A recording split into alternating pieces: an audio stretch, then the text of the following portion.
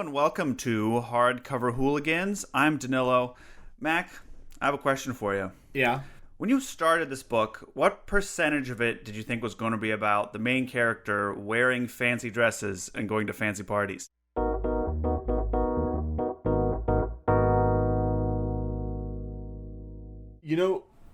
Zero, but that's my favorite part of both of these sections is those parties. Me too, especially on the reread. It's pretty great, actually. So, how was your reading for this week? It was good. I did, not all, I would say. Maybe, 98% of it via audiobook. Okay, nice. Which is a really good way to just kind of let the parts I find boring kind of wash over me. And I part 2 of this I really liked, and I was like, oh shit. Mm-hmm. I don't know, it felt like things were clicking into place. And then I got some stuff to say about part 3, but we will get there. But the audiobook guy does a great job with all the voices, so I'm never confused when people are talking. He does different voices for when people are thinking their inner thoughts versus when they're speaking, so you never get confused. I know, he's awesome. So that's awesome. So that's all good. It's been a really good experience listening. And I would prefer to be reading it. I just don't have the time. I got a ton of shit to do, so. You're probably fine. Not, yeah. I think I think it works very well being performed by audiobook. I think I was getting a little bit of Sanderson reading fatigue this week. Yeah, there are different sections with the audiobook. I do think a couple of the voices are a little like eye roll. I'm like, oh no. Like Dachshund has like an Irish accent. I'm like, oh really? Stop. Yeah. It's not great. But every time I know it's Dachshund when he talks. Yeah. So there's that. All right, so we'll be talking about part 2 and part 3 of the book, which is sort of like the middle chunk. So this will be all spoilers for everything up to this point in Mistborn. If you haven't listened to our first episode, I don't know why you're here. Yeah. You're a lunatic, but I respect it. So let's start. Let's get into it. So we start out with an action-packed action sequence at the beginning. Who's chasing Vin? What are they doing? It's just Kelsier, and they're being all pally and training and stuff. I like that. I thought that was great. I think this right away sets up it doesn't change the fact that I think the Allomancy tutorial from the beginning is some of the most boring stuff I've ever read, but this does. I do know what's going on. And it's pretty sweet, man. They're doing like flips with coins, and they're like, she's pulling on windows and window latches, and the windows are cracking. That's pretty cool. And then at some point, I think don't they use their power to like push coins, and they like squish it so it's flat because they're both like pushing against a coin. Yeah, because they're pushing against each other, and then she's like, Kels, this is our first hint that, or maybe it's not, but it's the biggest one so far where Kelsier's like, whoa, like, she is really good at this, because she should have went flying. By everything we learned about Allomancy, that should not have happened, but Vin somehow did not lose the Star Wars Revenge of the Sith Anakin and Obi-Wan Force battle with Kelsier. So I mean, I don't want to say it, but this book did come out a year after Star Wars Revenge of the Sith, so I don't know if he doesn't have a fucking original bone in his whole body. Well, then they go back to the estate, and we have a big haircut scene where Vin gets a haircut. Yeah. And we learn... Yeah, but go ahead. And we learn more about Sazed. Yeah, we do. This is the... where what I said, I was a little bit uncomfortable with Sazed's character when we're introduced to him. And I think that this does a lot to... This is where he essentially just tells the reader like the history of the Terracemen, or is that later? That's a little later, but I mean this is a section where he's like, I collect religions and I remember them all, and there's 500 religions. Here's one you may like. I think that's a fun little character thing. I do like that he's trying to get her Jesused up somehow. I like that. But I think I think that's great, and I think that their relationship is really fun. And like throughout both sections that we've read, I think that they're two. I love it when they're on. I was gonna say screen and my ears together. They're great, especially for a character we haven't we didn't even meet at all in the prologue or part 1. Yeah. Especially except for like towards the end. Like they have a good relationship. And then we learned that Vin is going to go undercover as the younger like niece of Lord Renew, and her name is Valette Renew. Lord Renew, an obvious there's something up with him. And in fact, it's referenced by its name. It is. I was going to ask you what you thought about that. By what it is.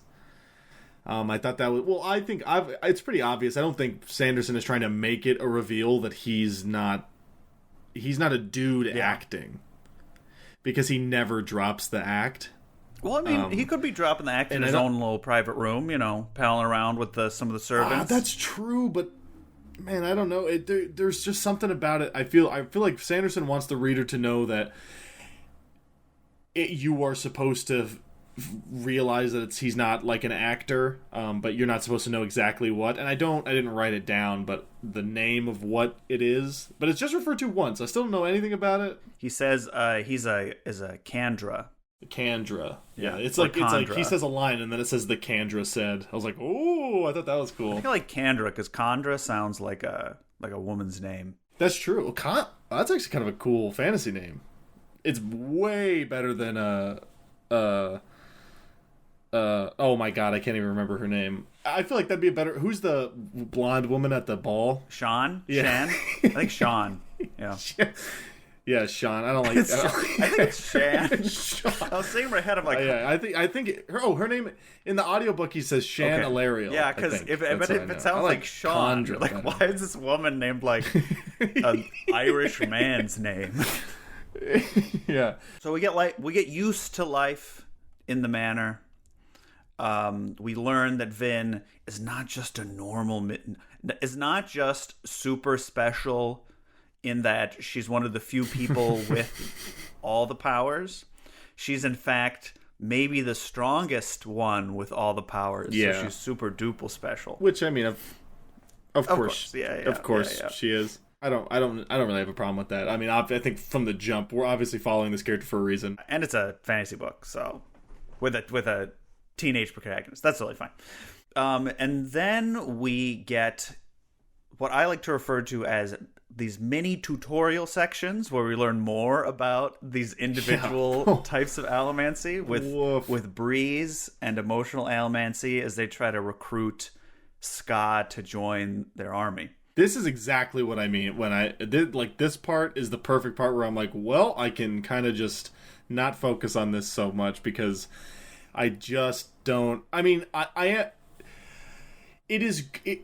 actually, this one I enjoy a little more than Marsh's. Marsh's, I wanted to end my whole life when because he's the most boring man in the whole book. But Breeze is an interesting character, and I like the setting. So this one didn't really bother me. I'm projecting. I'm more projecting the other scene onto this one. I like this scene. I like Breeze.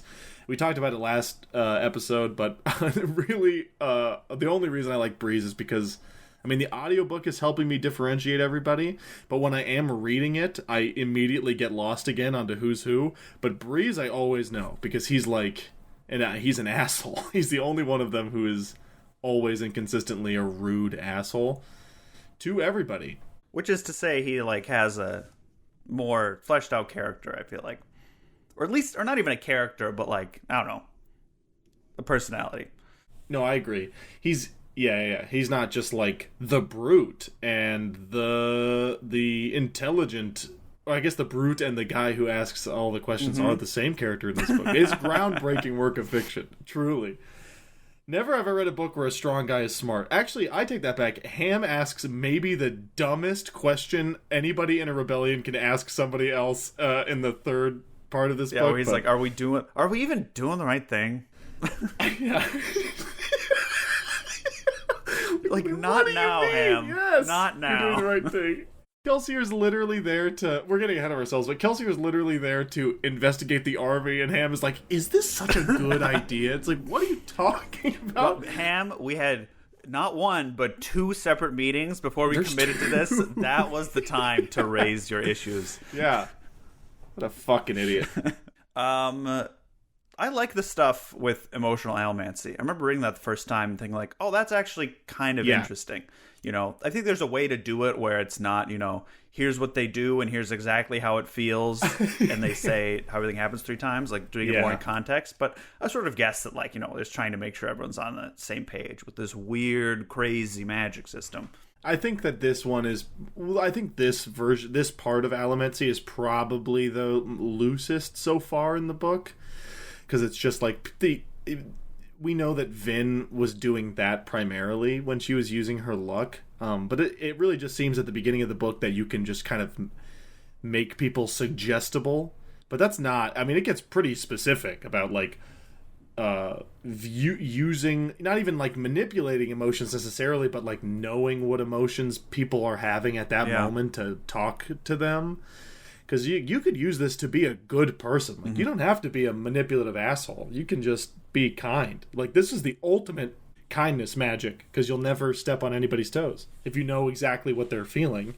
Right. Well, that's why I think this is, like, more interesting than, like, all the other powers are, like, it's like the Force, but this is like, it's not like you do this and you get this certain result. Like, you need to think more about how you apply it, which makes it interesting. Is he talking to, is he doing recruitment? Yeah. So they're like in the lair and they're getting the Scott people, and he's like firing up their emotions because he's looking for people to join the army. Oh, while Kelsier's talking to them, right? Yeah, which is going to turn around and bite both of these guys in the ass in part 3. Yep.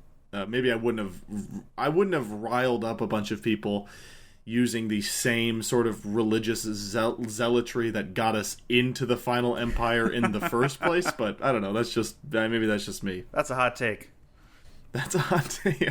Yeah. That's like using the Death Star to blow up the Death Star. You just have another Death Star. Like, that's bad news. Who knows who's gonna have that? But this time the good guys have the Death Star, Mac. No.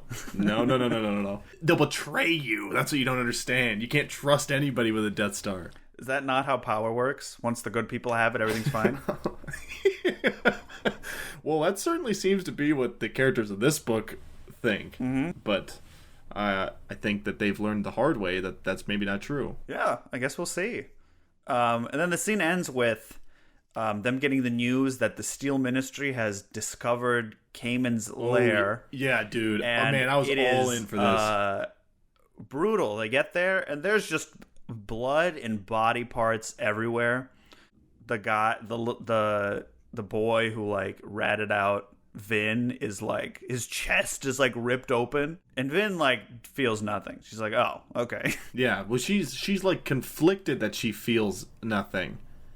And Kelsier calls her out on it, right? And he's like, hey man, you should be sad. Like, they were human beings and they're dead, and they were your family, whether or not they were a good family.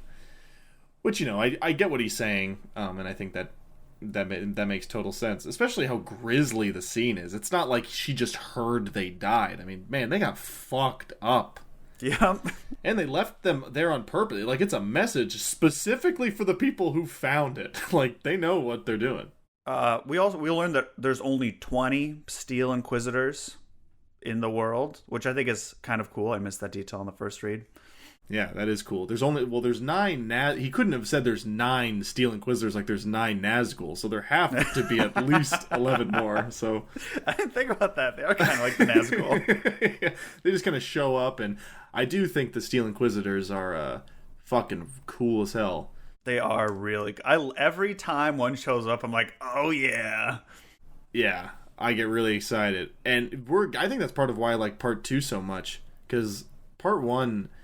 Like, this is I've learned, because I've been searching it up, I was like, what do people generally refer to this as? Because I'm reading this is a young adult novel. Like, that's what it says to me, and I've learned a lot of bookshops, I don't think at Barnes & Noble, but independent bookstores, actually do mostly shelve it in the young adult section, and I think that, I agree with that, but then sections I don't read. I don't know if stuff like this is in young adult books, because I don't read young adult books. But this, I don't know, and I don't know if it's on purpose, but that makes sections like this really stand out, where it's just kind of like these characters doing goofy shit, and then it's like a man has a hook under his chin and he's been hung. Like, that's awesome. In an alley. Yeah, that's what they find Cayman's body hanging from a hook in an alley. Yeah, I was like, whoa, is this the same book? It is weird, like, in between, and I definitely felt that more this time around. Because then, when you talk about, like, the noblemen, like, rape the ska women and then kill them. Yeah. And you're like, is 14-year-olds, like, I don't know. I'm supposed to be reading this. I was going to get into this later, but I saw a TikTok where someone said, if Mistborn was written by a woman, it would be young adult. It would be YA. Yeah, I saw that too, and I agree with that guy. And I think there's some truth to that. And I think it is weirdly in between. Like, there's crazy goofy stuff, and then there's like horrific stuff, but it's like also weirdly sanitized or not. Like, it's interesting. Yeah, it is. This book is a lot of like, and this is not a bad thing. It's not a critique. This book has a lot of like, and then his throat got slit, and it's like that's the most violent thing in the book. Is people's throats are getting slit, but the hook through the Cayman thing, I was like, whoa! Yeah. I like had to stop and like I was like, did that really just happen? I had to listen to that again. I thought that was awesome, actually. Yeah, and I wonder if some of it is too like, Sanderson's like very open about being like an outliner, and like part of the reason about like his books are so good is because like the plotting is so good, and I think like everything is very clinical to like the story and the characters, which is like where it can, I think, feel sometimes like maybe sanitized or not as intense, Yeah, that makes sense. Like, nobody is going to have a surprise incident that sort of changes them forever. It's not going to come out of nowhere. It's going to be foreshadowed very, heavy-handedly some of the time, but not all of the time, I don't think. But so far, it's pretty heavy-handed, but I don't necessarily think that's a bad thing. And that makes sense. I guess I didn't know that Brandon Sanderson is a serial plotter of his novels, which is cool. And I think you can tell. Now that I know that, I'm going to be on the lookout for... Well, and it's like, it's very obvious. Like, he says like, Lord Renew is a Kandra. And then you're like, ooh, what's a Kandra? And he's like so good at tickling. You're like, oh, we know he's not, whatever. And like, you know what's happening, but you also do want to know. So it's like, it's effective. Yeah. It's a very Stephen Kingian thing to do, which is King does a lot of like, at the beginning of the book, he'll be like, I'm going to spoil this, but I'm not going to say any names or anything. So it's not really a spoiler, but... there's a part in The Stand where a character says something and he's talking about somebody, and then it said, and this person would live long after this original person was dead. And I was like, what the... So he dies in the book? He just says that, like 200 pages into it in a 1,000-page book, which is cool. And I think that putting stuff in like the Kandra said and then not explaining it, that's a very Stephen Kingian thing to do. Which I love. I like it. I think there's a lot of stuff like that. And I would also say, like, having read the whole trilogy too, like, there are things that are established in book 1 that take until the end of book 3 to pay off, which is very cool. Like, it's a whole nesting box of setups and payoffs, which is, I think, what's super enjoyable about it. That's good to hear. The next chapter is our first of, I think, 2 or 3 party chapters. Oh, yeah, baby. I did not think... When this... I don't know what about it is, man, but I fucking love this shit. Like, to the point where I was like, maybe I should start reading books where people go to balls. And, like, I don't know. I don't know, man. I just really love it. I weirdly loved it, too, because I think... I don't know if it was just this time around. I don't remember reading it the first time. Reading it the first time, I don't remember liking it as much. But, like, this time I'm like, ooh, I can't wait till she gets to another ball so she can get all the hot goss on all the nobles. Yeah, exactly. I can't wait for them to gossip to each other. I refer to Kelsier as Brandon Sanderson's self-insert character, but oh boy, was I wrong. Have you met Ellen Venture? The cute rich nerd. I couldn't believe I was like, no way does he just bring books to parties. Who's also suave as fuck. Yeah, it's like a Ben Shapiro video where he's like, if a party is boring, I will bring a book. Like, that's Ellen Venture, man. To his credit, Ellen Venture is nicer than Ben Shapiro. Yeah, I don't think that's a hot take. I agree with that. So yeah, it's Vin's first party. It is kind of fun that, like, she's nervous after being like this badass action hero thing. I think it's very... Yeah. That's probably part of the reason I like it, where, like, she's really, really out of her element. Well, it's fucking relatable, man. I would be shitting my pants. Because it's not just, like, she got invited to the ball as a poor woman.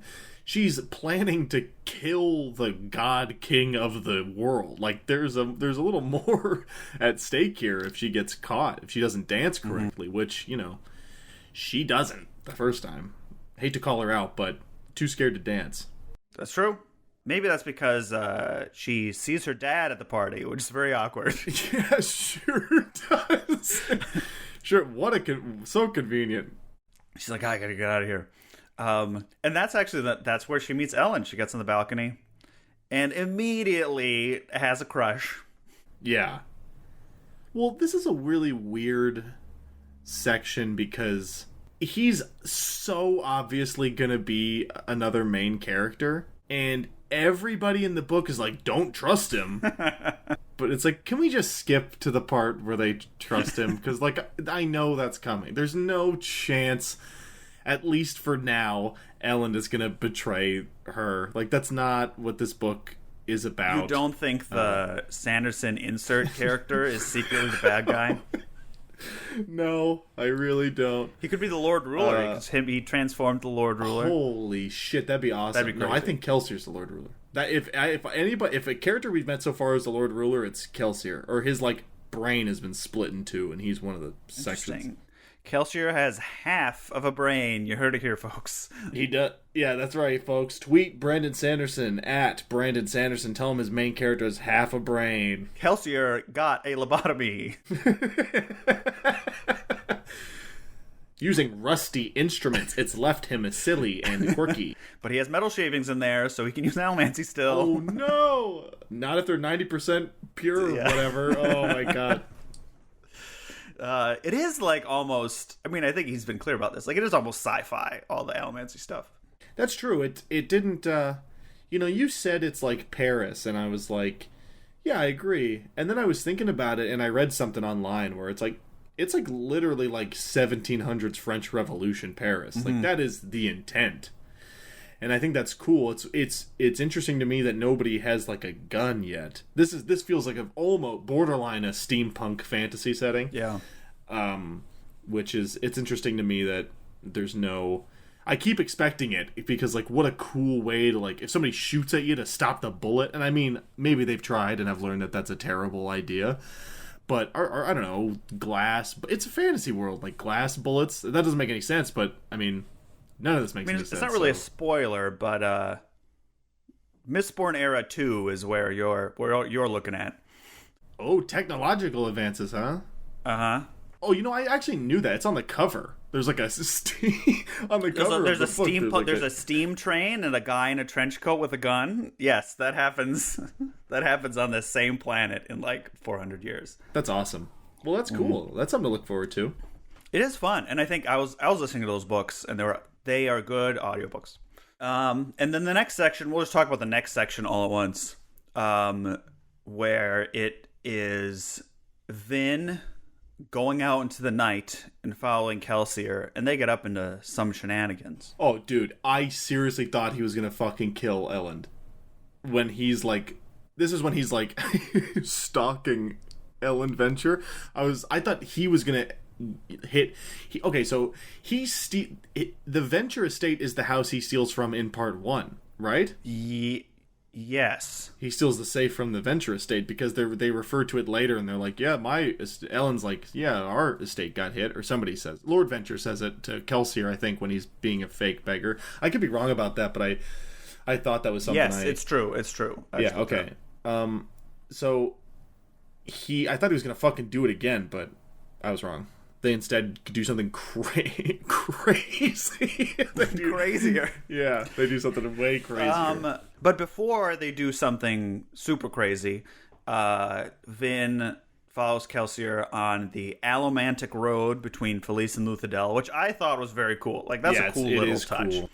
There's, like, the metal bars in the ground where they can just push and pull and fly through the air all the way between cities. And it's a little thing that I like that she takes one of the bars with her just in case this is like a trap or just some weird thing. I like that. I thought that was... As soon as she saw the metal bars, I was like, no... I knew it was a highway. I was like, that is so fucking cool. Yeah, and that's a perfect Sanderson, like, all right, here's our magic system. Like, what would this world have if this was, and like, to your point where, like, yeah, it's interesting they wouldn't have guns yet, but like, why do you need a gun when you can just you can hire a guy to shoot a coin through a guy's head? Like, that's basically a gun, right? Yeah, that's true. That's true. I didn't really think about that. I forgot there's the whole group of people who just do that. So, yep. Human guns. Yeah. Hell yeah. Big missed opportunity there with the steel pushers. They call them human guns. We call them human guns, Vin. Like, what the hell are you talking about? Vin's like, what's a gun? Yeah, you wouldn't get it. Yeah. Well, also in this chapter, we finally learn about Adium, which is very cool. Yeah, that is cool. Is that how the audiobook says it? I think so. You know what? I seriously don't remember. Adium. All right. Let's just say that, yeah. Great. This is also a tutorial. Yes. But I don't know, man. Something about this, I think it's because it's so different.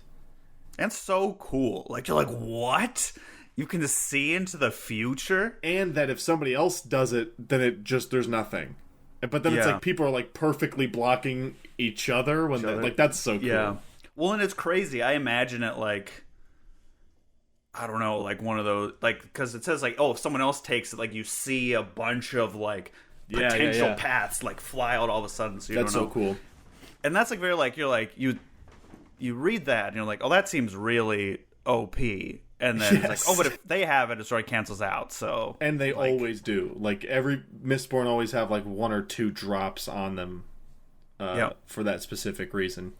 And Steel Inquisitors do too, but we'll get there. And it sort of answers the question about, like, why is this thing so valuable? Why does the Lord Ruler control it? Why are the minds that create it super special? Yeah. Why would, like, it also answers the question, like, because the plan is, if they don't kill the Lord Ruler, it's to get all that adium. Like, why they would have a chance at rebuilding or, like, keeping control if they have all of it, Yeah. There's another one, right? Is there another... Or is that it? Now we know all the metals, and then there's the one that Kelsier's lying about. There's another one. I don't know if it's mentioned, but... And we haven't learned about it. I think gold is the last metal that we haven't learned about. Then we get into the part where Kelsier's hot plan... is to go in with no plan. Yeah, that's that's maybe... I thought that was and take a 17-year-old girl with him. Yeah, this... So, the reason he does it with no plan is because the last time he did it with a plan, it didn't work, which I think is an insane way to reason with yourself, that then you don't need any plan. And again, like, I see the logic, but I also don't. Yeah, no. Because the reason the plan didn't work is because...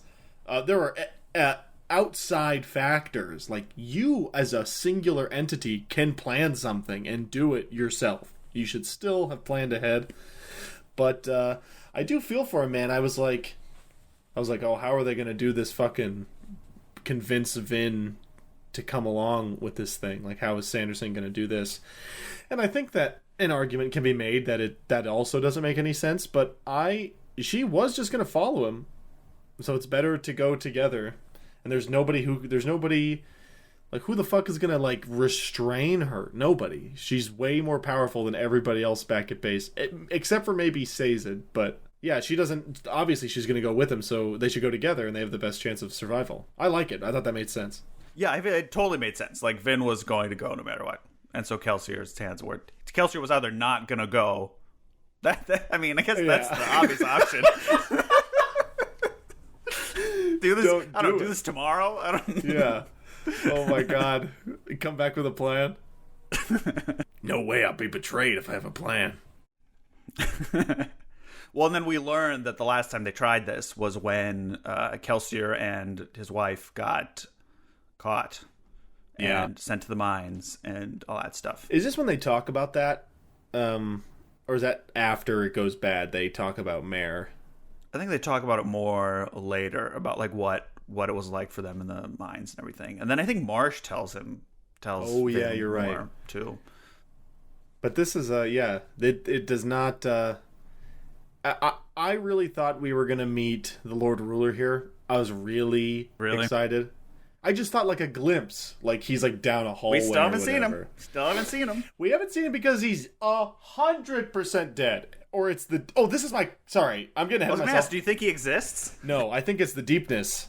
Boom! That's my called shot, and that all right.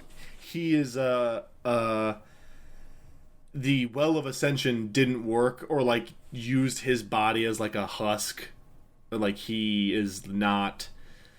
Because I was fucking 100% about the pre-chapter entries, by the way. I just want to throw that out there. I was like, that's the Lord Ruler immediately, and it is the Lord Ruler's journal entries. And I was more secure on the fact that like the Lord Ruler wasn't really the bad guy around this part of the book, reading those journal entries. But I think literally the last chapter of part 3, he like starts killing people as the Emperor, and I was like, oh, maybe I was wrong. So who knows? Well, yeah, there's the whole quote, which we can talk about later. I liked, like in the journal entry, where he's like, like if I get all this power, like, can anyone be trusted with it? Like, we don't know who will become once we have all this power. So no wonder he named it the Final Empire. But anyway, back to the impromptu heist of the main bad guy lair. They get in. And they just try to fly through as fast as they can. I think this is the first time Vin kills people. Like, it's mentioned she, like, kills 4 guys in, like, 2 seconds. Yeah, I thought that was awesome.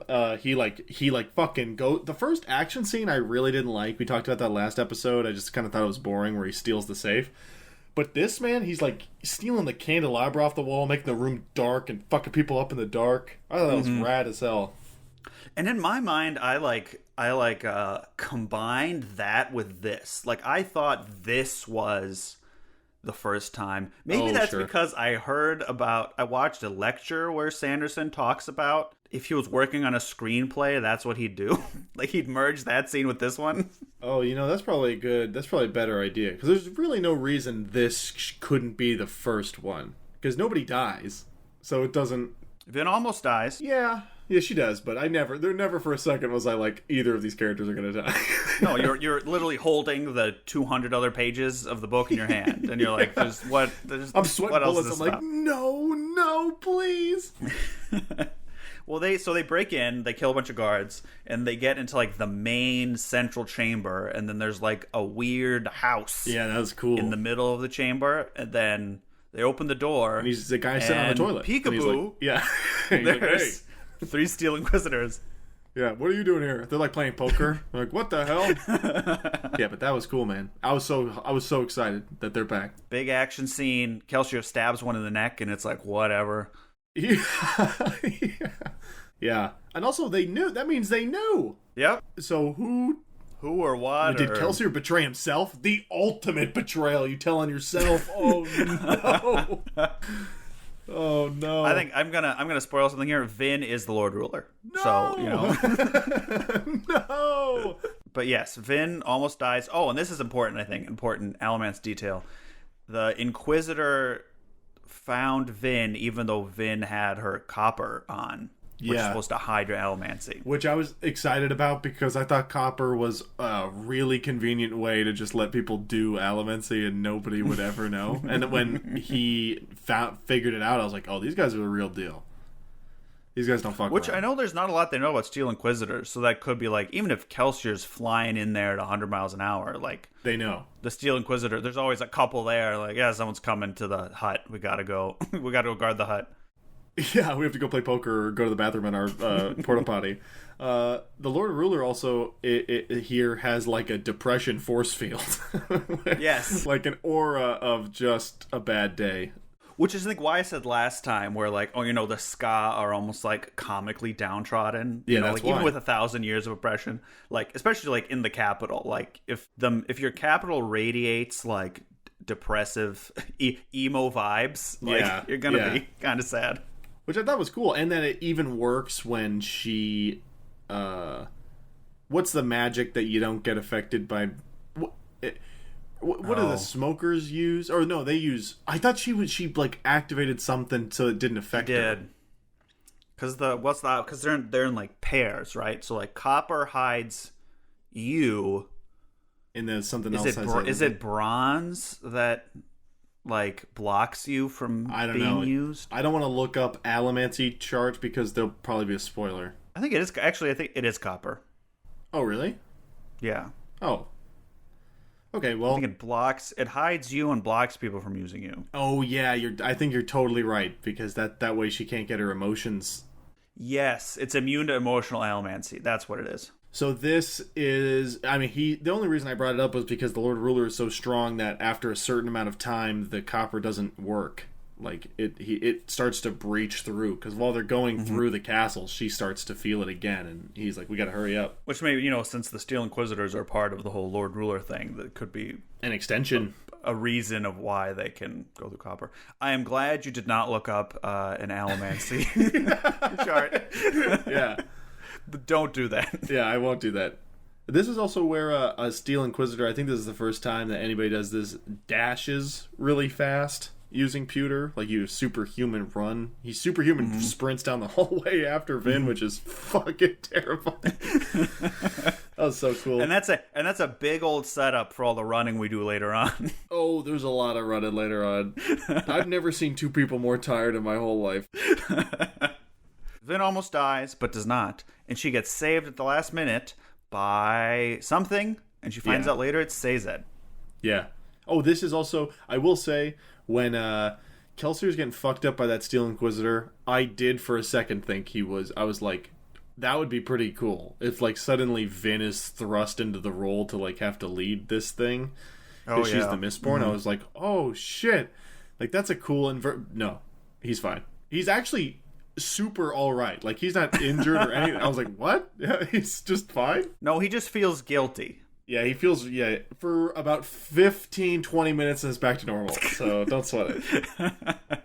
Which I thought was nice. Like, I think it humanized him a little bit that he had. Like, he feels bad. He's like, I shouldn't have done that. Like, some humility from Kelsier is always welcome, I think. Well, everybody makes him more likable. Everybody back at Thief Camp is like, dude, what the fuck were you thinking? And he's like, I don't know. She convinced me. She convinced me. Yeah. Why'd you have to do it that night? I don't know. I was feeling it. I just had to. I was feeling it. Yeah, exactly.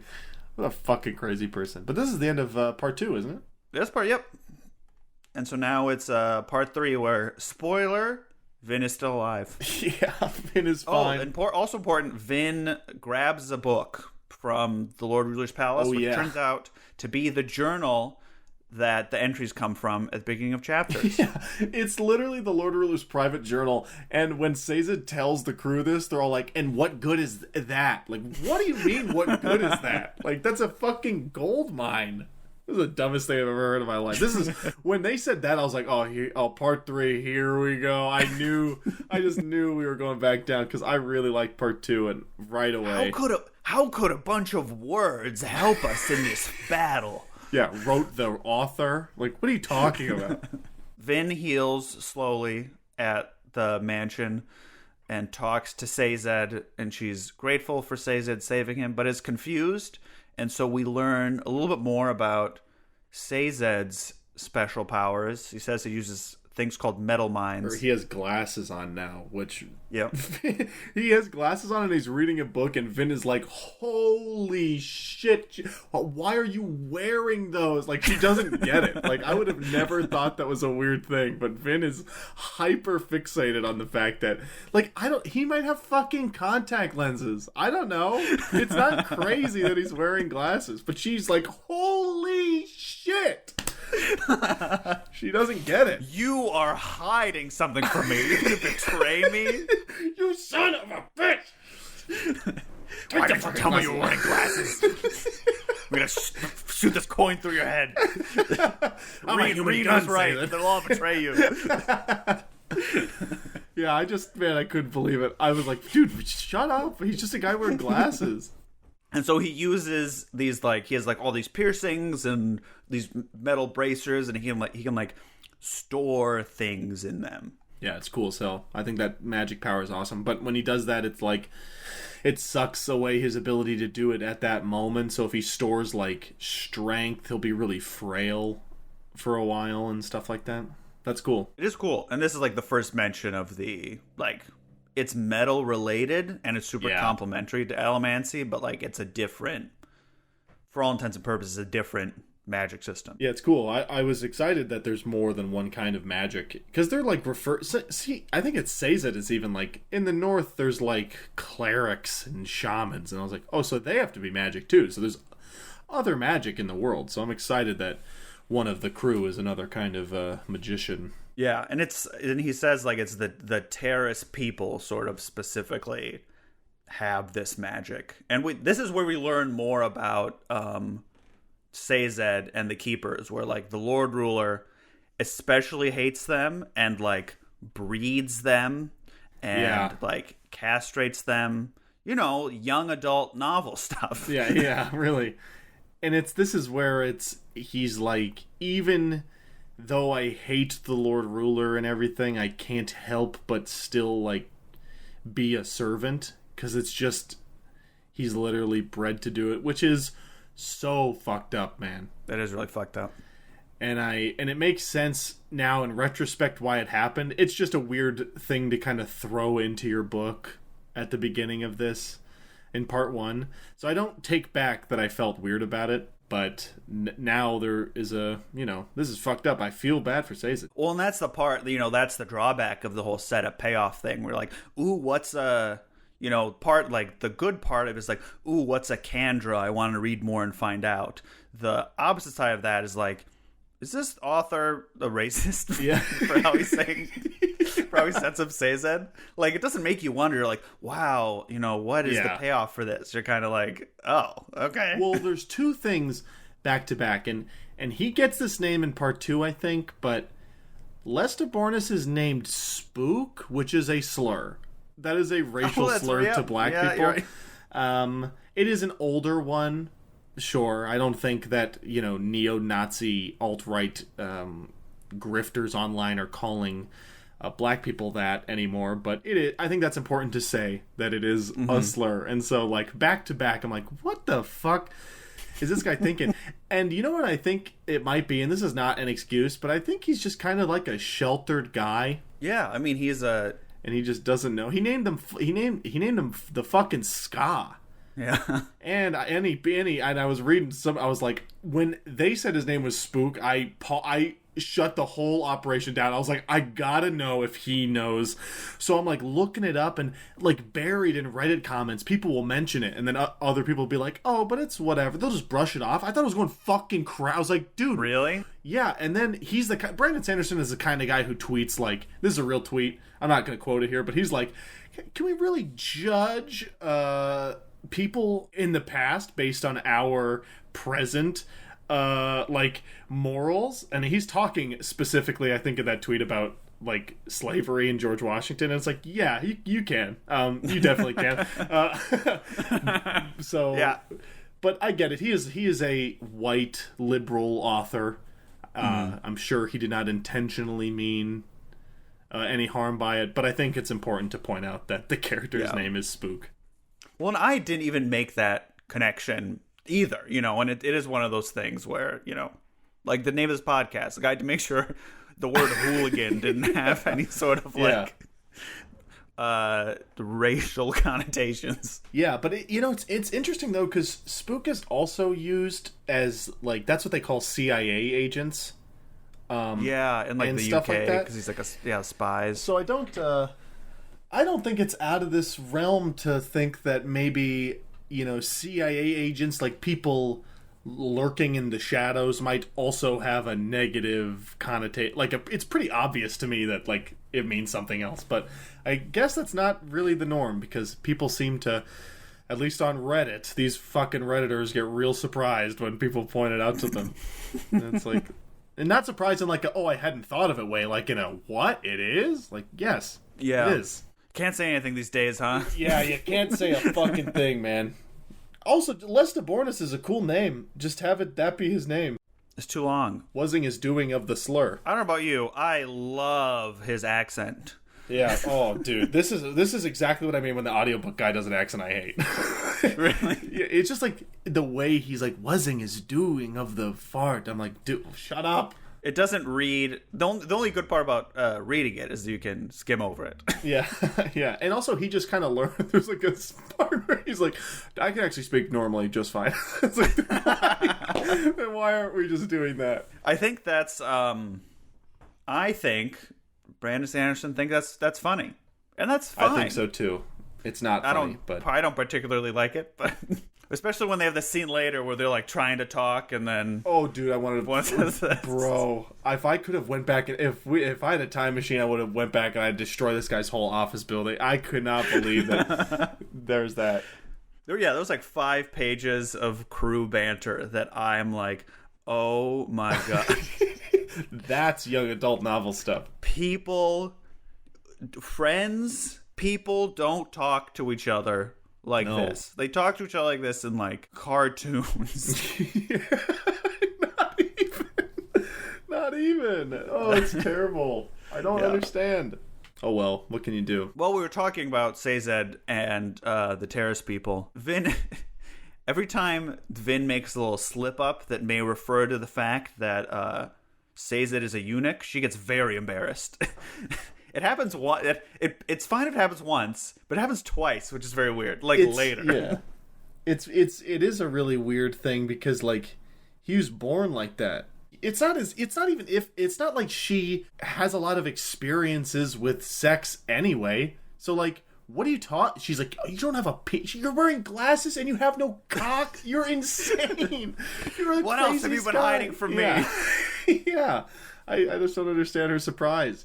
This is where I feel like the writing really drops off for me in this part with stuff like that. I feel like characters ask really dumb questions that I don't think are dumb because the characters are dumb. I think it's Sanderson being like, this is good. And I'm like, no, it is not good. And I think a lot of it, too, is like so many times, and it's a little better in this part, but like just like the first part, like Vin just says the subtext of the scene that is incredibly obvious. Yeah, she loves doing it. I think they say like Vin and Sazed in this conversation say like Kelsier is now a different person because of Vin's near-death experience. I think they'd say that like 4 times. It gets referenced later again. I think I just couldn't. Ugh, God, it's so annoying. We remember. We read it. I was there, yeah. I read it. But Kelsier has another conversation with Vin and shows Vin a picture of a flower. Again, and Vin's like, what? Huh? I know. This is, again, she doesn't understand. Like, okay, if you showed me a picture, right?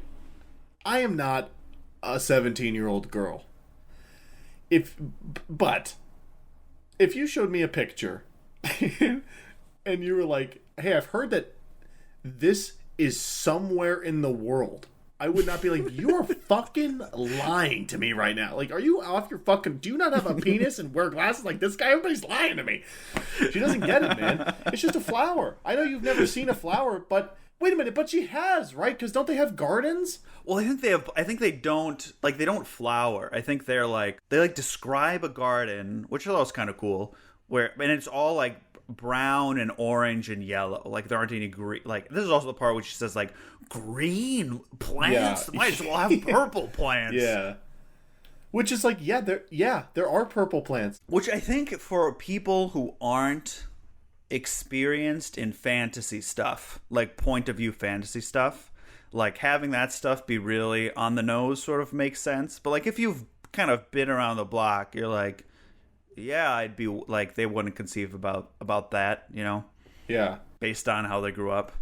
But it is such a different world. And I think it does help me remember that, like, it's all covered in ash. The surround, cause still in my brain, I visualize like, oh, she's bouncing over a forest, but like, no, there's no forest. Like, I literally always forget. Just like weird shrubland. Well, I forget because it's literally never important until it's important. Until she talks about how weird it is that there'd be green plants. Yeah, it's not like the ash falls are it's not as if they're like poisonous, like they have to avoid them or they're gonna die. No, it's just whatever. So you forget, and I just kind of fill in the blanks. Yeah, same. But, you know, obviously I'm supposed to be remembering that, so I empathize with Vin, but when I read a section like this, I just think she's the stupidest person in the whole world.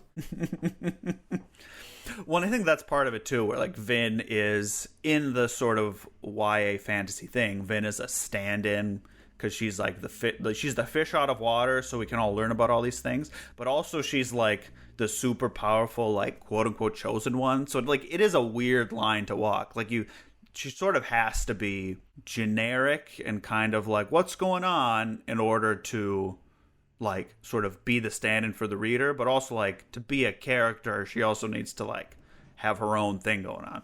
Yeah.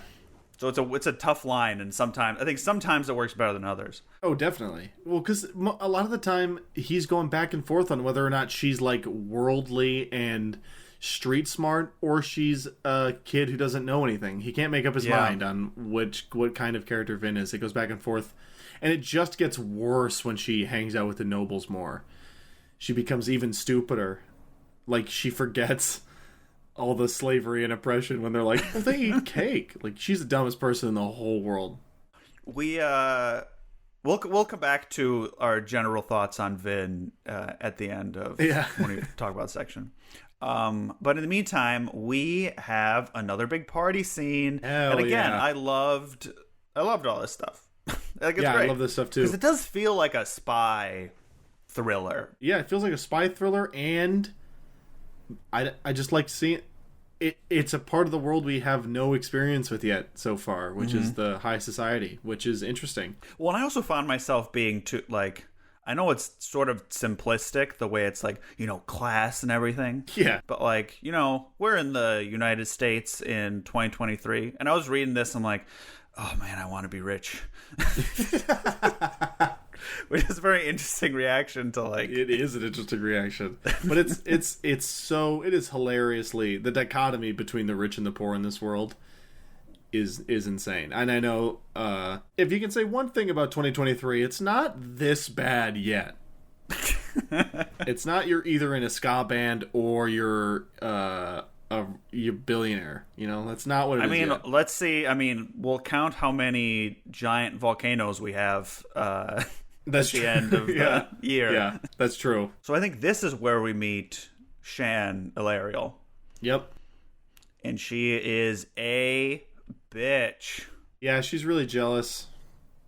Jealous of it. Oh, yeah. She's jealous because Ellen's paying attention to her. And she uses... I like Shan as a character. I think she's the only noble so far who's what I feel like everybody would agree that... Or she's the only noble so far that lives up to, like, the noble name, because everybody else is just kind of, like, there. Ellen isn't who you think. Yeah, which, again, I'm just like, yes, he is. Just shut up. Can we just get to the point where he's part of the crew? I know it's coming.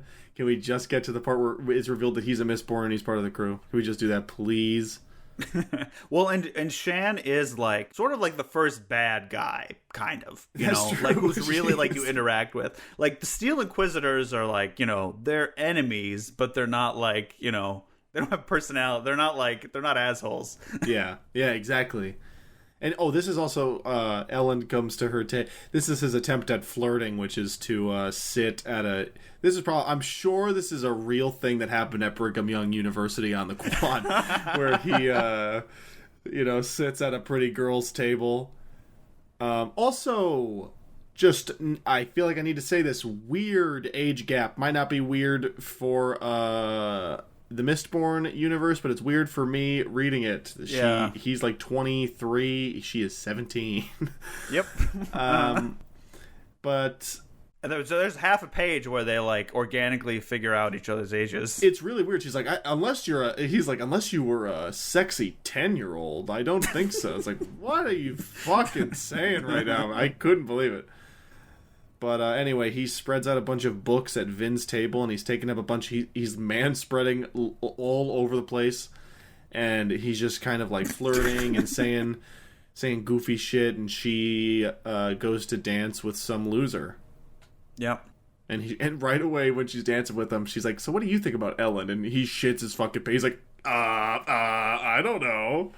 Although I liked her save where she's like, "Oh, he's like my uncle knows his dad, so he's like helping him out," and then everyone was fine with it. Which I think was kind of cool. Yeah, that's cool. And we find out that one of the books Ellen has is not a book about boats or whatever.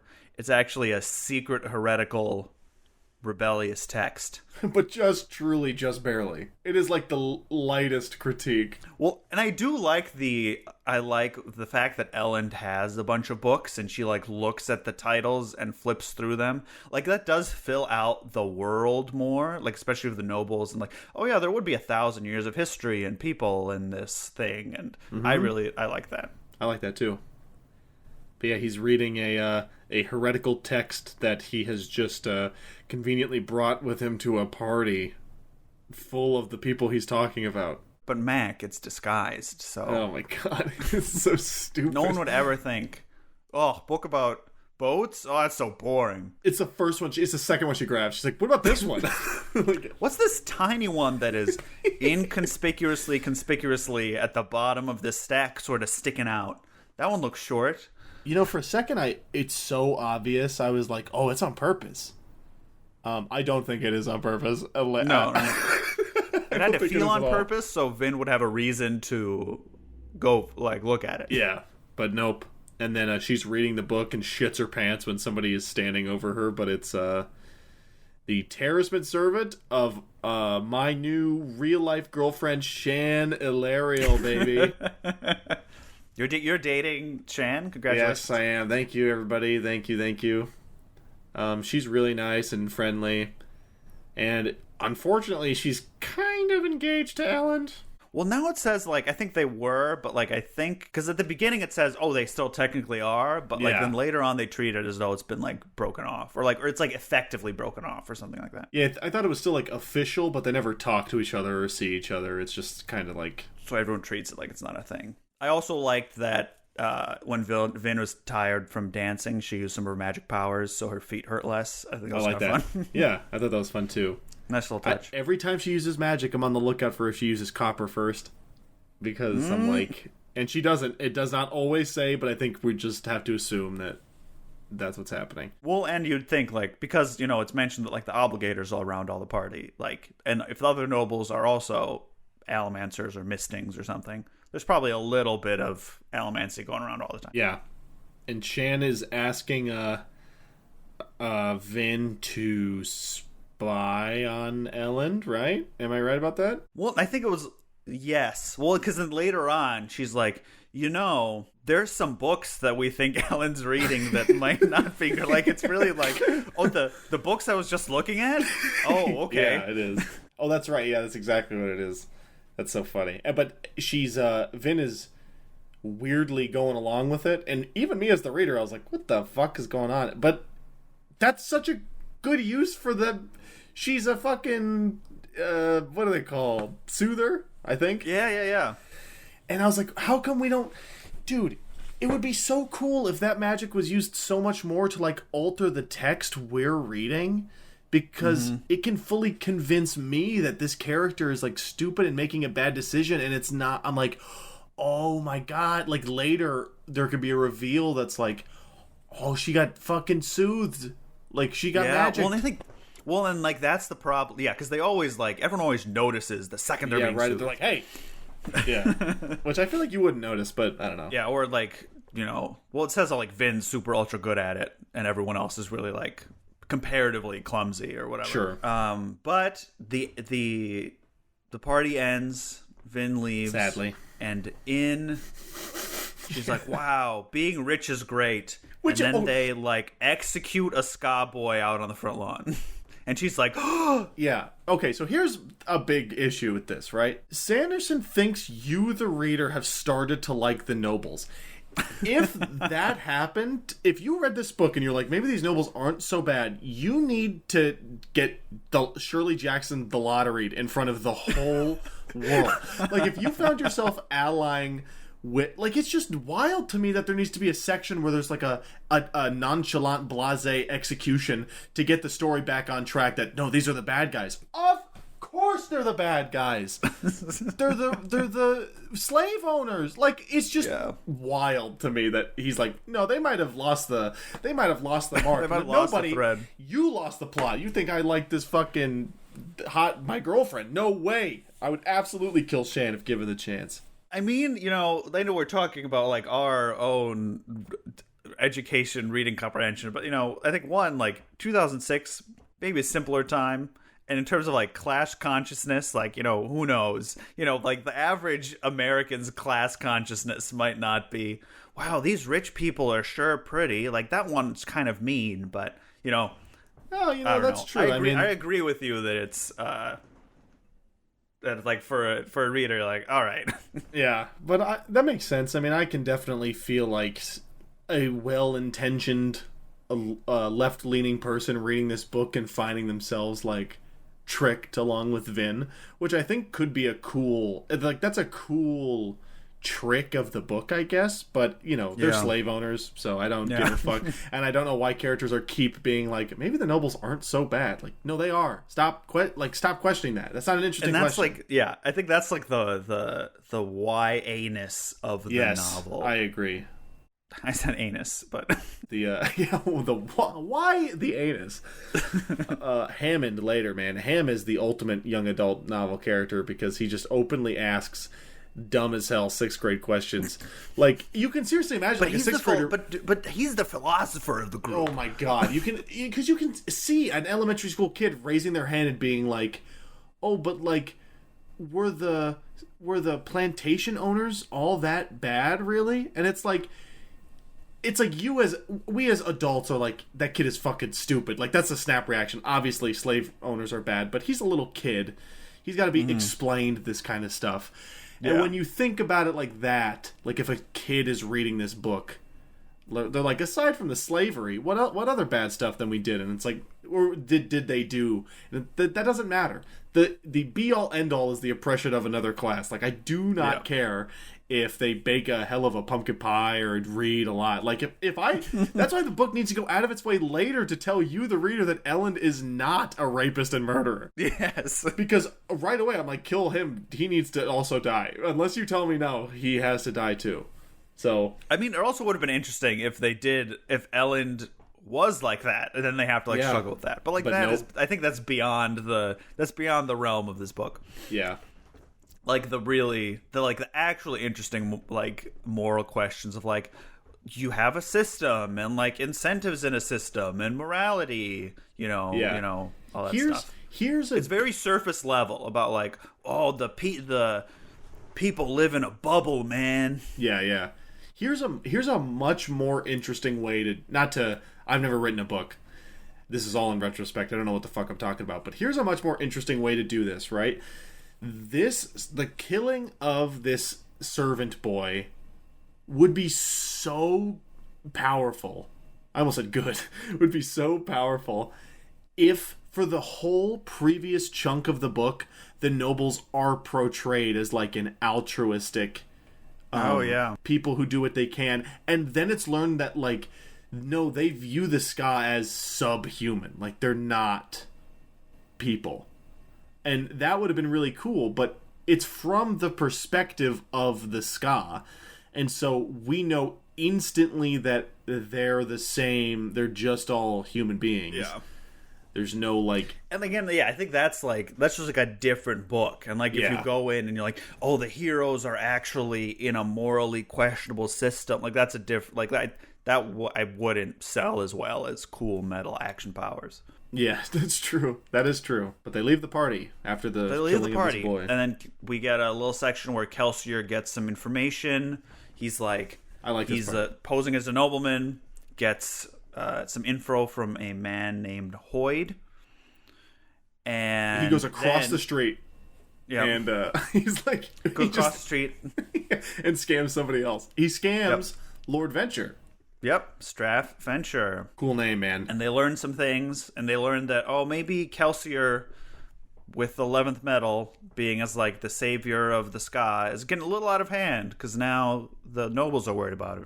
And that's a lie, right? That is being implied that the 11th metal is not a real thing, and he's just gonna kind of... He's using that as leverage to make everybody feel good about this whole thing? Or am I not supposed to put that together yet? I don't know. Because I really feel like it's pretty obvious he's lying about the 11th metal. Okay. But, or if it does exist, he has yet to find it. But he says, like, he's got it, and we're doing it. Well, he has the little vial of, I guess, something. Yeah, but nobody knows what the fuck that is, so it could just be whatever metal. But yeah, he also learns that, he learns directly from Venture that people know there's like a rebellion being planned, right? Yes. Yep. Or that there's something going on. And they know that because why? How do they know that? Just because I think they've just heard, like, because I think it's, as it gets bigger, there's, whisperings among. Yeah, because Kelsier and Breeze's grand plan to recruit people is to invite them to hangout sessions and then hope they don't tell on the police. And yell about what they're doing. Yeah, it's stupid, but, we gotta get people into this army that'll definitely be around until the end of part 3 somehow. So... all intact, I might add. Yeah, all 10,000 of them will be there, I promise. There's a lot of talking now for the rest of the section. It's a lot of talking. Like, it is a lot of talking. It's a lot of talking. Sanderson's weakest part, I think, of his books, I mean, at least of this book, and like I've said before, I've also read The Way of Kings, and I think it is his characters. So when it's just them talking, oh man, do you lose me. Because they're not interesting. If they're not doing anything, or there's not plot stuff going on. But we do learn here about... Is this when we learn about Mare and stuff? After another fucking tutorial for a video game we never play? Yeah, so this is where we do find out that Renew is a Khandra. Yeah. And then Kelsier, feels like Vin's his daughter. And he's like, stop spending time with the cute boy. Yeah. At the parties. Yeah. And, So this thing about Mare, right? Danylo.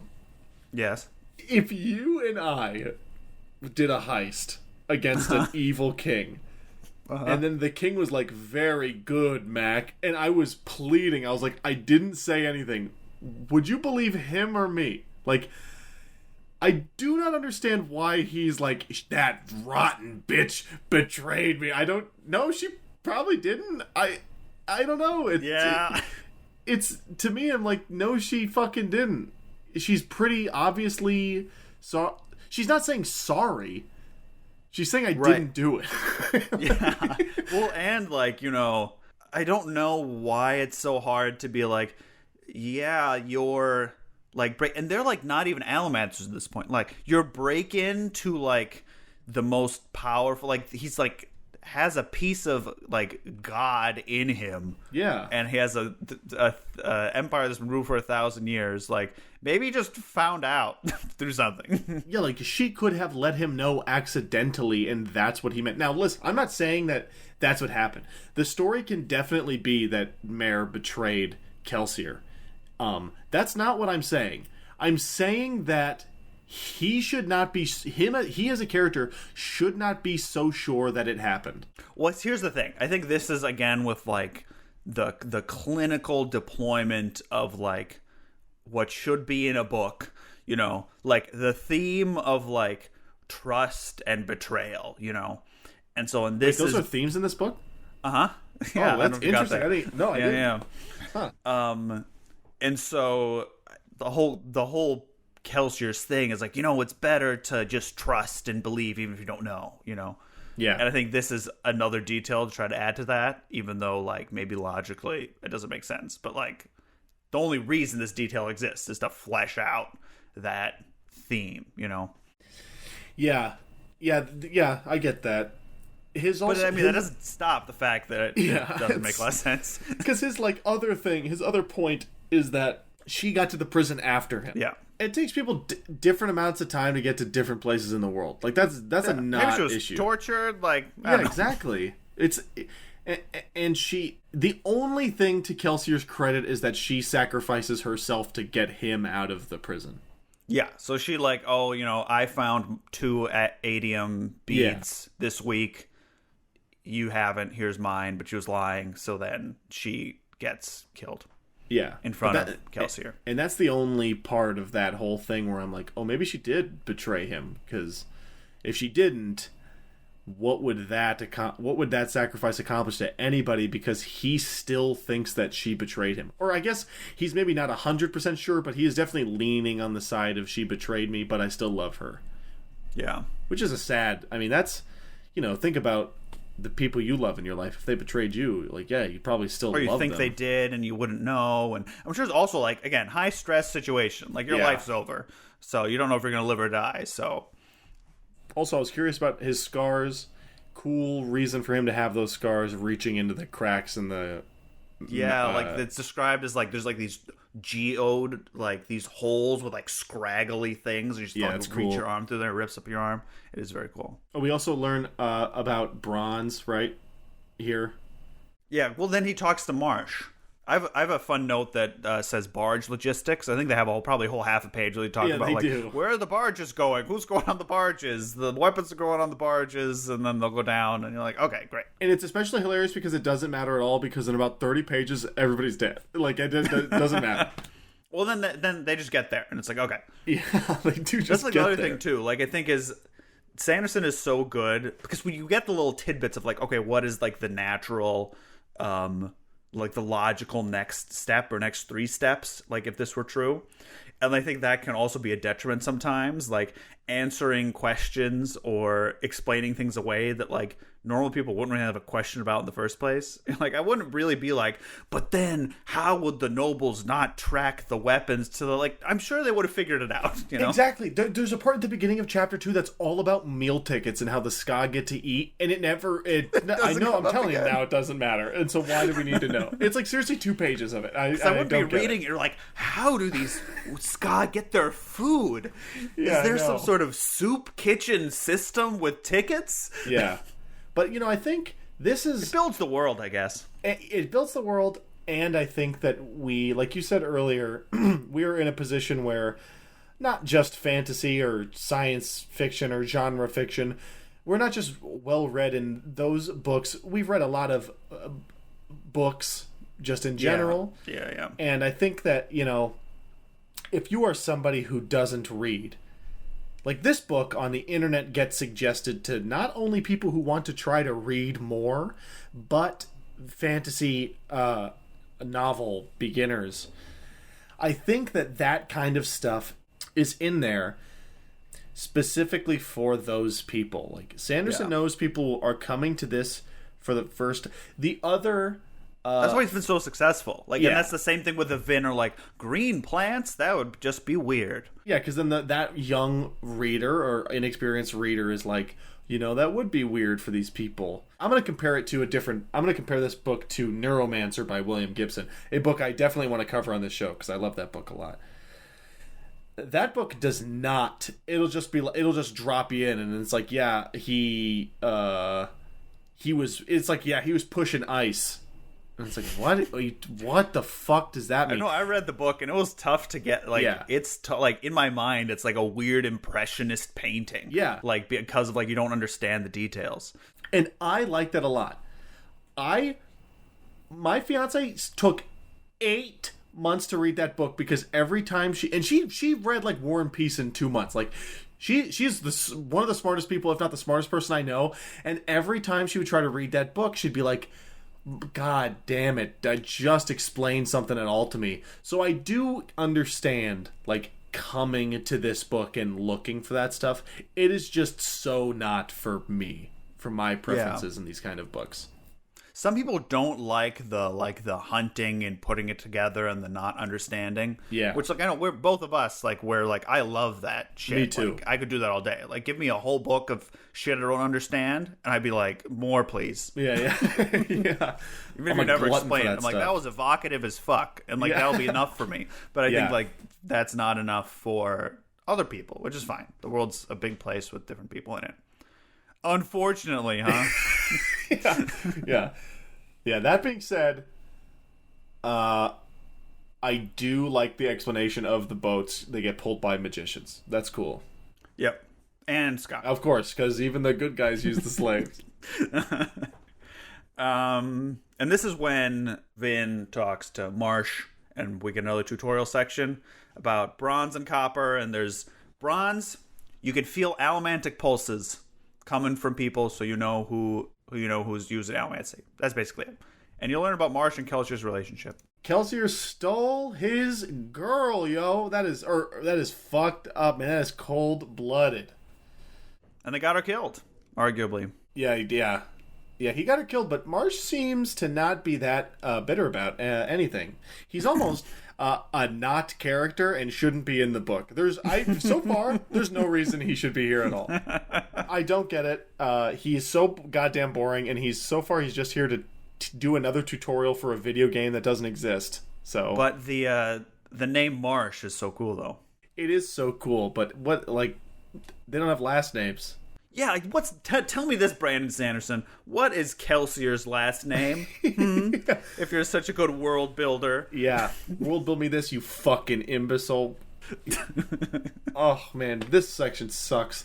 Marsh, I'm sure Marsh gets more to do, but for right now, he's so boring. We get...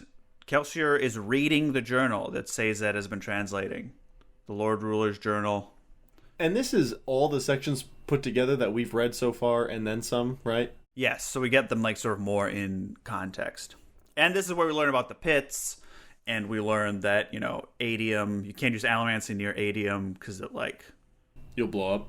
The adium crystals, it, like, blows them up, yeah. They get to the caves, and we see the army that they're building, and there's a lot of talking scenes. Yeah, fuck, man. This sucks. And Ham has the famous line, hey, maybe they should be in charge of us, because they have the magic. Yeah, that's just a terrible way to live your life, man. I can't believe he said that. And I think that's a moment where, like we said already, we touched on this already, but this is a moment where it's obvious to me that Sanderson is like, somebody's got to ask this question, because I feel like Sanderson writes to the stupidest person in the room, which is not, generally the kind of stuff that I like to enjoy, the stuff that it needs to really break it down.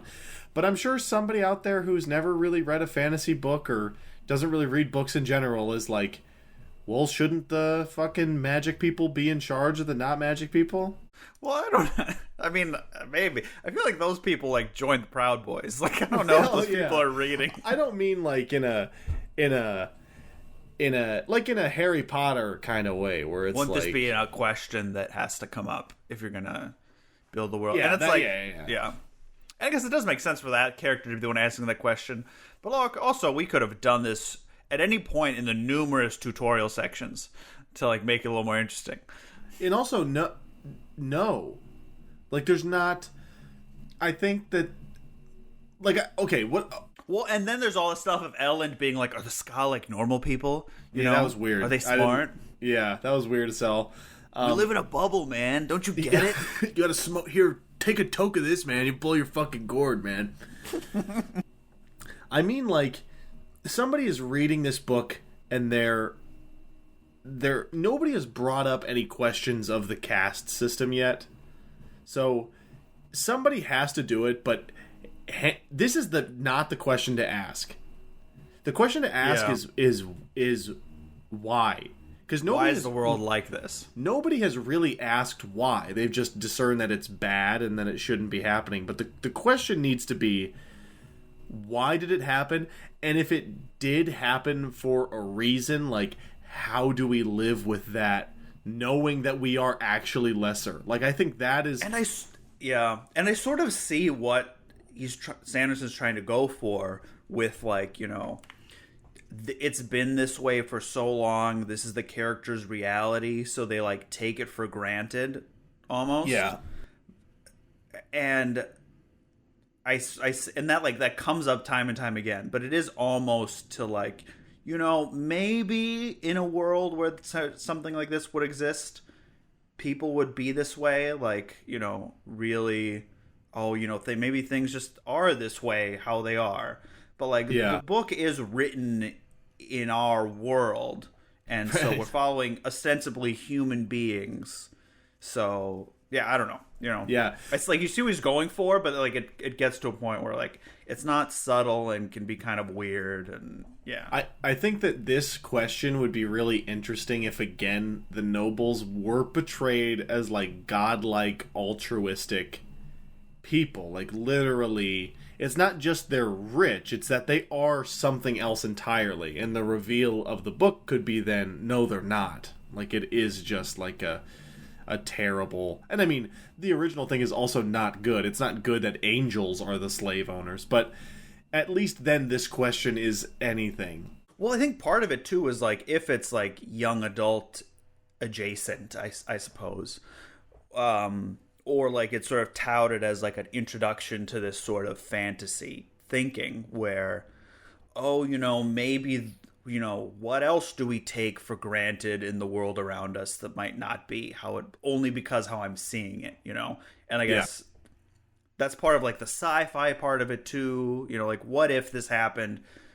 How would people see it? I think that's what he's going to go for, but again, you know, the dumbest part of this, and I meant to say this earlier, but I didn't. He's in the rebellion. It's too late to ask that question. You're the general of the rebellion. Why are you asking that question? Can you imagine if like, I am not pro the military, but can you imagine if you're like some guy in the army and you're going out there, you're about to fucking charge the front lines and kill people, and your captain is like, hey, maybe they're just like us, or well, maybe they're... Wait, are we just fighting people of a sovereign nation for oil? Yeah, just the dumbest question to ask in that situation. Like, fuck, man, I don't get it. Or maybe Brandon Sanderson is like if a racist reads this book, they're gonna have this question, so we gotta have the dumbass character ask it. We need the stats on how many racist people Mistborn has made unracist. Oh yeah. I think if that really happened to somebody, and this is the book that made them not racist, I'm gonna not read anything ever again. Because this is there are real books that like people with doctorates have written about that kind of stuff. But if it's Mistborn, dude, we lose, man. In the next chapter, Vin's reading, and she thinks it's so boring. Yeah, I don't understand how everybody doesn't think this is the most craziest, interesting shit in the world. Because you as a reader, you're like, I can't believe we're getting this. And all the characters like, whatever, snooze fest. It's if you found Jesus Christ's notebook. This is the guy you're fighting. This is the guy you're fighting. But Sazed's making her read it, making everybody read it, because Sazed sucks. We've got a little bit of a love triangle going on, where Spook gives Vin a little handkerchief. Yeah, it's cute. And then he talks, and Vin's like, I don't like him anymore. Yeah, she's kind of a fucking asshole. It's like on her to-do list. She's like, I'm so busy, but at some point I'm gonna have to send Spook straight that I don't like him at all. Yeah, it's so funny. What a terrible person. I hate Vin so much. And so we get more details now about Sazed and the Terrace, and how their metal magic is called feruchemy, where they store things in their metal and it can draw on them. Which, you know, like allomancy, it's very put this in, get this out, which I think is, you know, cool and interesting. Yep. I actually like Feruchemy. I read, I think Sanderson was watching, or he was giving a lecture, and he talking about how he came up with this in high school when he was like always tired and stressed. So he wished he could like on his vacation like be really tired, so that when like it came time for school, like he could tap into that or something. Oh, that's cool. Which is kind of cool. I wonder if anybody at those lectures ever says the kind of stuff that we say. They raise their hand and they're like, "What the fuck are you thinking?" They're at Brigham Young University, so I don't think so. Oh no, is that really where he speaks? Yeah, that's where I think he has a creative writing class there, and they're all available. Like they're good. I watched like a whole year of them. He puts them all on YouTube for free. That's good. And we get another quasi-tutorial scene with Dockson. And his superpower is he's good at organizing and paying the bills. Yeah. This I don't know. I just don't care.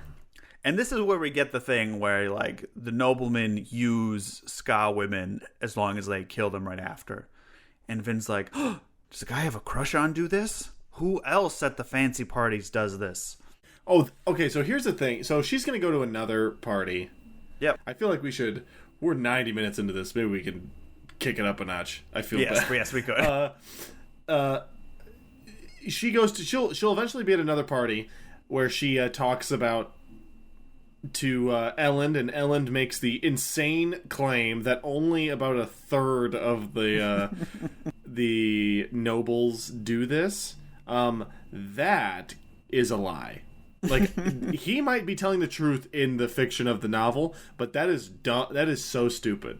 I think probably a third admit to it. But we could just put it at that, probably. Yeah, there you go. That makes you feel better about that. Well, and that's the other thing too. You know, like you set up a world with like insane power dynamics, and then you sort of try to make it not that bad or not what would happen because you want it to be like PG-13 basically. Whereas really, like, if you were being 100% realistic with like how human beings would act in the situation, like this would be rated R. Yeah, absolutely. And it goes back to this thing, like this weird, with all this talk about nobles and stuff, Sanderson, this part of the book really screams to me that Sanderson is trying to not alienate a part of his audience by writing what is essentially a piece of proletariat charged Marxist fiction where the proletariat, the ska, are going to forcefully overthrow the bourgeoisie, the nobles. But if that were the case, people wouldn't read it, and so there needs to be like, no, some of them are good. Yeah, it has to be like the most basic understanding of that. And that's like where the YA-ishness of it, because I feel like he wants me as the reader to be like, to think that Dockson and Kelsier are nuts for wanting to kill all the nobles, when I agree. Like, I agree, because it doesn't matter. They all own the slave. Like, it's just baffling to me that the characters are constantly forgetting that they all have slaves. I don't understand that. I think that's maybe just a thing the Sanderson is trying to get me to not focus on. Well, we can't be talking about it all the time, Mac. Yeah. Then this book would be too sad, and there'd be no time for tutorials. Again, it'd be rated R. It'd be very depressing. It'd be so much better. Ugh. Yeah, that's true. But yes, we find out Elend is fine because his dad was an asshole and tried to make him bed a ska woman when he was 13, and he said never again. And Vin's like, I feel like he was telling the truth, and so it's fine. This is just more shit where it's like, obviously he didn't do it. Can we just get to the part where they're friends? Like, I just want to get to that and part. Everyone's fine, and yes, he's one of the good ones, and yeah, which is its own, not all nobles. I know, yeah, really, because that's another problem all in and of itself, is that Elend is like, he's one of the good bourgeoisie. I don't care. Does he read books? He reads books. He reads books, and he went to Brigham Young. we've already talked about it. It's stupid as hell that's the argument the book is making, that not all the nobles are bad, but whatever. At a certain point, I'm gonna go crazy. It's like ska. You just got to get used to that they're called the ska. Well, then it's like, we talk about another book where then we talk about what is the implications of complicity in a system, and but that's not what this book is about. That would be so good, man. But that's not what it is. No. The next chapter, lots of AI dialogue by the crew. That's how it felt like. It felt like a sprint that's like, Chat GP. Friends are sitting around, write me a dialogue where friends are sitting around a table, and one of them has a funny accent, and no one knows what it is. Yeah, it's terrible, man. And everybody thinks it's so funny. Do you think a human person laughed at this scene ever once? I don't know. If you are listening to this and you thought this was funny, please, I don't know, I assume at some point we'll have a Twitter or something. Please let us know, because there's no way, and I won't judge you if you thought it was funny, but this is not for me. No. I get how it's charming, I suppose. But again, it's it's the juxtaposition of the horrible I don't know. We could talk about the same issue 70 different times. That's true. We're about to have another tutorial section with Vin and Ham, where she learns about another power, but thank God we get interrupted by a big twist. Yeah.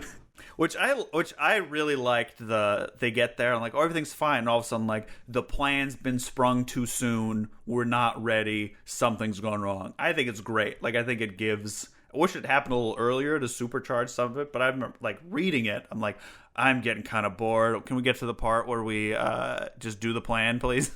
Yeah, really. This is cool, because I think we forgot to mention this, that Kelsier takes Hammond back. He's gonna cycle through all the crew as generals so that they get used to them. And he puts Yedin in charge. Yes, what a terrible idea. I would have never done that from the jump. He's always been so squeamish. Oh, and we never talked about when Kelsier's at the caves, he gives all the Ska soldiers a bunch of confidence, because he has he uses allomancy to make it seem like the weak Captain Lemieux, I think his name is, beat the burly guy. And that he says oh, I'll never leave you when the time is right. And so he gives them lots of confidence. Dude, the whole fucking empire is based on the magic. Is based around the structure where people worship a figure and believe that it makes them better or holier, and in the case of the Final Empire, literally, right? Because the descendants of all his friends got the magic powers. So that's literally what happens. And then Kelsier's okay, what if I did that, but I lied and they didn't get magic powers? And that'll probably end really well. It's so stupid. And Hammond, of all people, the dumbest character in a book, is Kelsier, this is not a good idea. And of course it's not. Oh my God, and I think that I'm supposed to think that be frustrated with Kelsier. I'm frustrated with the fucking book. This sucks. I can't believe we didn't talk about the cave. I'm so tilted about the cave. Yeah, it's the part of the character of Kelsier where you're it's hard. Yeah, it's hard because part of it is oh yes, he's too impulsive for his own good, and this goes to the whole point of he's setting himself up to be a prophet for the Ska, which he feels he needs to do in order to make this rebellion work. They need a figurehead or a leader, but they don't. There's never a point where we see that they do need that. Obviously everybody, they are being magically inclined to join the army in the first place at these meetings, which is also fucked up. But there's never a point where, I don't know, this is just this is just a terrible idea. And it's not a terrible idea in a dramatic irony fun way, but in just it's frustrating, man. Shit like this is really frustrating to read. For me. I'm sure people like it, but... And Vin and Ham talk about how Ham's we need to talk to Kelsier about this nonsense, because it's, it's getting in the way. But it's too late. The damage is done. That's true. The army attacks, and tries to attack a nearby city for training, and they all got killed. Or like more than half of them do. Well, they successfully raided the garrison and killed everybody there, and then on the way back got intercepted by a bigger garrison, got fucked up. And Kelsier and Vin, so they find out that happened, and Kelsier and Vin run really, really, really, really fast for like 18 hours straight. Pretty cool. They call it pewter dragging. Another name. Where like they have to keep drinking water. Yeah, another dumb name. It is a fine line. Like I think it is fun where there's like the slang for it, but then like another part is like more slang to remember.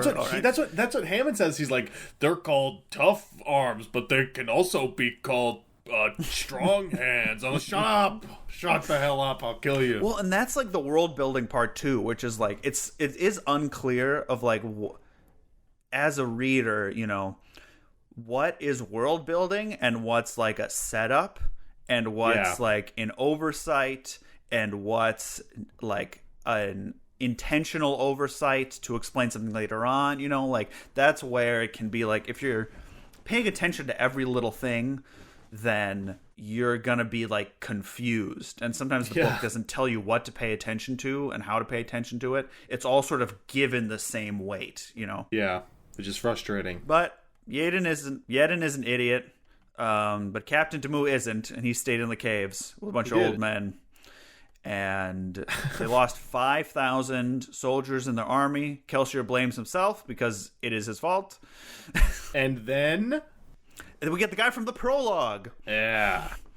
Menace, which I liked. I forgot that little detail. And he's the one who thought, like, we should bring packs in the cave so we can leave. And smart man. And I like this part because this is, he gets on Kelsier's ass about, like, bro, this isn't about you. Like, we're here because we wanted to be here. He's wrong. They've been magically tricked into being here, but that's beside the point. What are you? You're a ham now, where you're like asking for like, is it ethical?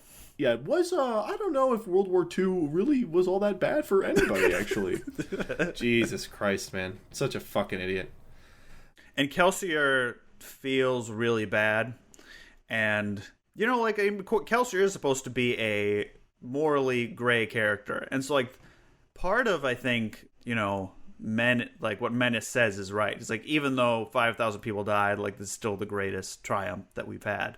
And Kelsier does not accept this. Which is, like, you know, flaw also, which is kind of his impulsiveness is why we got in this situation.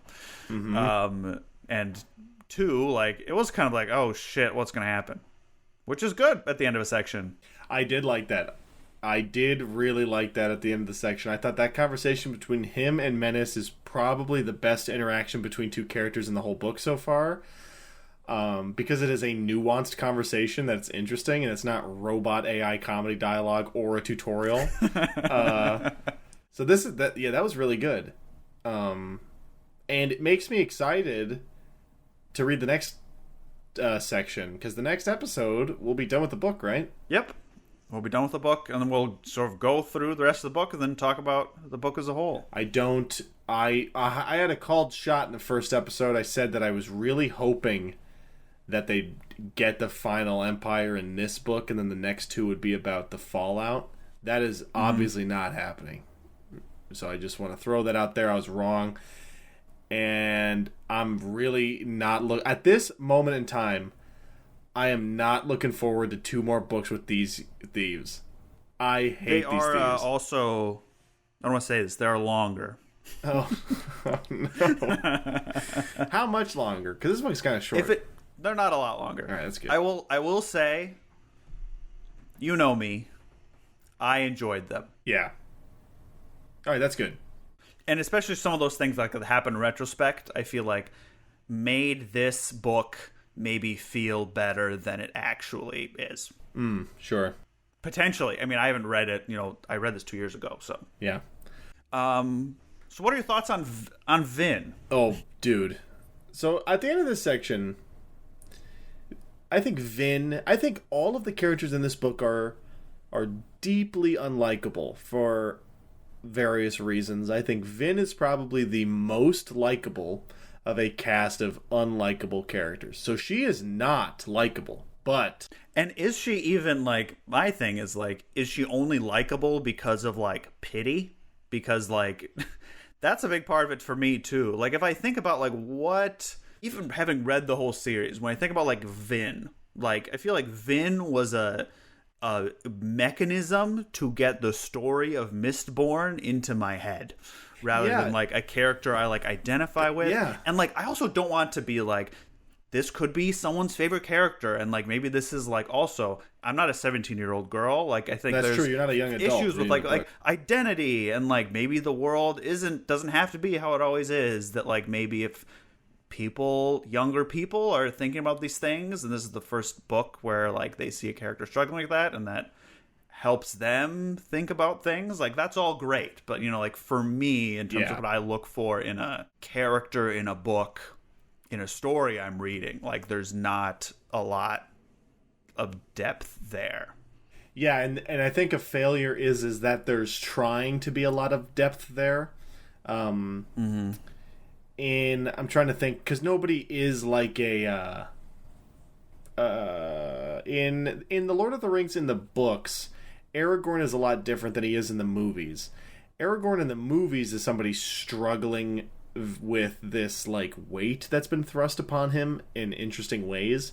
And in the book, he's pretty gung-ho from the jump that he's the king and like he's ready to do it, which comes with its own interesting stuff. But this book has neither of those. There's nobody who is like completely sure of themselves and it's fun to follow them along. And there's nobody who's flawed enough to be interesting to watch them go through the flaws, I think. Yeah, like they do feel sort of like the flaw is she can't trust people, and then she learns to trust people. Like, you know, you sort of... It feels like Vin is done as a character already.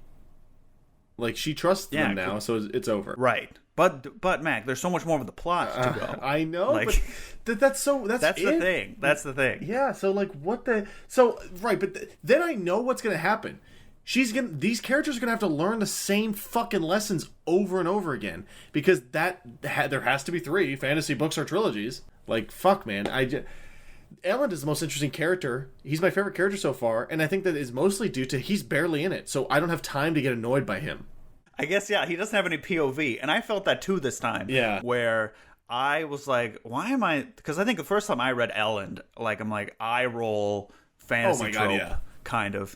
But like now I'm like, oh, he's sort of, that is interesting, or like, you know, yeah, because you don't have a lot going there, so you can sort of put stuff there. Yeah, and we forgot to mention this earlier. I don't think it's that important because we keep saying that it's obvious that Elend is going to join the crew or be friends, but Kelsier knows that Elend is like anti the Empire. Yes, they spy on some, like, they have like rebel meetings, and Kelsier doesn't think they're so serious about it, but he's like, no, they mean it. Yeah, I don't understand this. This book is not for me. Part 2 I was really into, and part 3 really lost me because it's trying to ask these philosophical questions that are just not the questions I'm interested in asking about this world.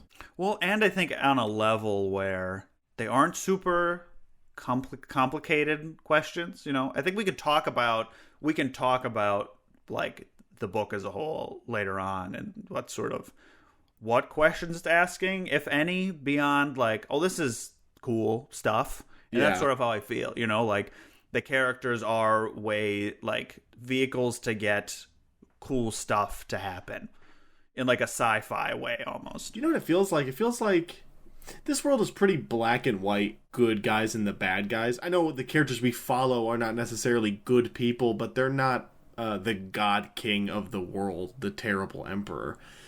It feels like he has designed a world of good and evil and then realized that he didn't want to write a story about that, so he's trying to make it not that, but... Through that, you're like making slave owners seem like cool, chill dudes, which is not what I think. Yeah. Should be the objective. Yeah, you've run into a bunch of problems. Like, yeah, it feels like it's trying to do a lot. Like, at the same time, a lot, and also at the same time, is not enough. I think because if it's trying to do a lot, trying to fit into a small book, it ends up not doing any of those things a lot. Yeah.